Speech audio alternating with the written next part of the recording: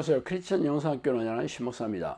오늘은 하나님은 누구에게 재물 창고를 맡겨주시는가 라는 점을 한번 생각해 볼게요. 마태복음 24장 45절에 보면 충성되고 지혜 있는 종이 되어 주인에게 그 집 사람들을 맡아 때를 따라 양식을 나눠줄 자가 누구냐 이렇게 되어 있죠. 돈을 버는 분야에 국한된 것이 아니라 모든 분야에서 하나님이 사용하시는 사람의 특징은 충성과 지혜입니다. 이 두 가지 요건은 하나님의 종이 갖춰야 할 자격이자 정체성이기도 하죠. 세상을 살아가는 사람은 누구나 돈이 필요하며 가족과 자신의 생존을 위해서 돈을 벌어야 합니다. 그렇지만 하나님이 사용하시는 종은 자신만의 생존을 위해 돈을 버는 것이 아니라 하나님의 뜻을 위해 돈을 버는 것이 다르죠. 물론 하나님의 뜻 안에는 종의 생존에 필요한 요소도 들어있지만 그보다도 하나님의 나라를 위한 목적이 더 중요합니다. 그렇기 때문에 충성과 지혜의 두 가지 요소를 수반되어야 하는 것입니다. 그렇다면 하나님의 원칙은 돈을 벌어들이고 돈을 사용하는 두 가지에 갖춰져 있겠죠. 그러므로 충성과 지혜를 겸비하지 않는다면 비록 하나님의 종이 되기를 자원하였다 할지라도 악한 종이 될 수밖에 없어요. 하나님의 뜻을 따르지 않는 자는 악하다고 성경은 말하고 있기 때문이죠. 자, 그럼 먼저 충성에 대해서 한번 생각해 보겠습니다. 5달란트 받은 자는 5달란트를 더 가지고 왔어. 이르되 주인이여 내게 5달란트를 주셨는데 보소서 내가 또 5달란트를 남겼나이다. 그 주인이 이르되 잘하였도다 착하고 충성된 종아 내가 적은 일에 충성하였음에 내가 많은 것으로 내게 맡기리니 내 주인의 즐거움에 참여할지어다. 마태복음 25장 20절에서 21절 말씀입니다. 성경에서 충성의 의미를 잘 깨닫게 해주시는 것은 이게 달란트 비유로 잘 알려진 예수의 말씀이죠. 고대 이스라엘 시대의 장사는 지금의 환경과 매우 달랐습니다.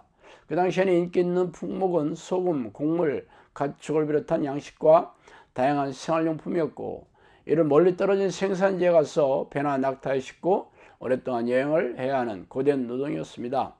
또한 여행 중에 상품을 노리는 도적들과 맞서 싸우며 때로는 목숨을 잃어야 하는 위태로운 여행이기도 했죠. 그래서 이러한 거대고 위험한 여행에서 종에게 요구되는 것은 어떤 상황에서도 주인의 뜻을 따라 신실하게 수행하는 믿음직한 그런 충성심이었어요. 그래서 이러한 주의 뜻을 잘 수행하고 돌아온 2달란트와 5달란트를 맡긴 종에게 칭찬을 아끼지 않으며 더 많은 것을 맡겨줌으로 보상을 해주죠. 그렇지만 거된 노동을 회피하고 생명의 위협을 두려워하여 주인의 뜻에 따르지 않는 종을 악하다고 책망하며 도로 빼앗아 다른 종에게 주고 내쳐버리죠. 하나님은 똑똑하고 재능 있는 종을 택하기 전에 신실한 믿음을 먼저 요구하십니다. 하나님의 뜻에 신실하게 행하지 않는다면 하나님과 아무런 상관이 없는 사람이겠죠. 한 사람이 두 주인을 섬기지 못할 것이니 혹 이를 미워하고 저를 사랑하거나 혹 이를 중히 여기고 저를 경히 여김이라. 너희가 하나님과 재물을 겸하여 섬기지 못할 것이니라. 마태복음 6장 24절이죠. 왜 하나님은 당신의 재물을 맡겨주시는 조건으로 신실한 성품을 요구하시는 걸까요? 자신의 재물을 관리하는 관리자가 탐욕스럽고 방탕해서 딴 곳에 쓰이는 게 아까워서일까요? 세상의 모든 재물이 그분의 것이라면 아무리 흥청망청 써도 없어지는 것이 아깝지 않을 것입니다. 그렇다면 그 이유가 무엇일까요? 그것은 하나님이 그토록 사랑하며 소중하게 아끼시는 자녀 때문이죠. 자, 그러면 지혜에 대해서 한번 생각해 봅시다. 우리나라 교회에서 가장 낮게 평가되는 덕목 중에 하나가 지혜죠. 하나님은 지혜로 세상을 지으시고 대자연을 다스리시며 인간의 생사복을 주관하십니다. 그래서 성령이 지혜의 신이라고 불리기도 하죠. 지혜란 사전에 찾아보면 어떤 일을 성공적으로 해내는 능력이라고 나와 있습니다. 또한 이 단어는 통찰력, 분별력, 깨달음, 슬기 등과 같은 맥락의 말이기도 하죠. 그래서 지혜로운 사람은 신중하고 현명하며 분별력이 있어 진리를 알 뿐 아니라 그것을 좇아 행동하는 사람을 일컫기도 합니다. 성경에서 지혜를 가장 잘 알기 쉽게 해주신 비유가 마태복음 25장에서 지혜로운 5 처녀에게 두드러지게 나타나고 있죠. 지혜로운 5 처녀는 미리 기름을 충분히 준비해서 신랑이 왔을 때 아무런 문제 없이 잔치를 치르게 됩니다. 성경 이 처녀들이 현실적으로 기름을 준비하는 지혜를 칭찬해 줬지 믿음만 가지고 현실에 부딪힌 문제를 해결한다는 발상을 말하지 않아요.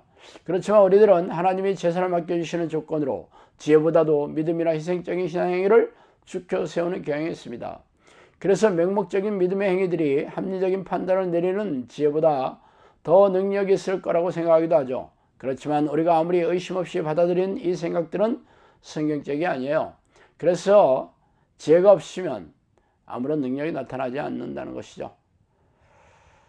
내가 내 말대로 하여 내게 지혜롭게 충성한 마음을 주노니 내 앞에도 너와 같은 자가 없을 거니와 내 뒤에도 너와 같은 자가 일어남이 없으리라. 내가 또한 내가 구하지 아니한 부귀와 영광도 내게 주노니 내 평생의 왕들 중에 너와 같은 자가 없을 것이니라. 열왕기상 3장 12절 13절 말씀이에요. 이 말씀은 바로 솔로몬에게 해주신 하나님의 말씀이죠. 솔로몬은 지혜의 대명사로 크리스천뿐 아니라 서양 사람들에게도 유명한 인물입니다. 그의 꿈 이야기는 어린애 전례의 동화로 물에 쇠도끼를 빠뜨린 나무꾼과 유사하죠. 산신령을 감동시켜 금도끼와 은도끼도 얻게 되었으니까 말이죠. 솔로몬은 왕이 되자 일천번제를 드리고 꿈에나 하나님을 뵙고 소원을 빌라는 특혜를 받자마자 주저없이 백성을 잘 다스릴 수 있는 지혜를 요청하여 하나님을 감동시켰죠. 그리하여 그는 세계가 놀라는 지혜뿐 아니라 역사상 전무후무한 재산과 누구나 부러워하는 명예도 덤으로 받게 되었습니다. 자, 하나님은 자신의 재물을 맡아 관리하는 종에게 이 재물을 잘 관리하여 하나님의 뜻을 이루기에 부족함이 없는 능력을 갖추기를 원하시기에 특별히 요구하시는 것이 바로 지혜입니다. 지혜가 있어야 재물을 위험에 빠뜨려 허망하게 잃어버리지 않고 높은 수익을 올려 충분한 재원을 쌓아놓을 수 있으며 이를 성공적으로 하나님의 나라의 확장과 또 그분의 기뻐하시는 뜻에 합당하게 사용하여 탐스러운 열매를 맺게 할 수 있기 때문이죠. 그렇지만 안타깝게도 우리나라의 크리스천들은 이러한 지혜의 중요성을 잘 알지 못하고 있어요. 뿐만 아니라 지혜와 믿음을 혼동하거나 명확한 구별도 못하고 있는 실정이죠. 하나님이 지혜로 세상을 다스리고 우주를 운행하시는 것처럼 우리에게도 이런 지혜가 주어진다면 맡은 일을 성공적으로 수행하여 주어진 환경과 부족한 지혜를 가지고도 훌륭한 성과를 올릴 수 있을 것입니다. 그렇지만 지혜가 부족하다면 충분한 지혜와 좋은 조건을 갖췄을지라도 쭉정 이쁜 열매를 얻게 될 것입니다. 자, 오늘 여기까지 하겠습니다. 감사합니다.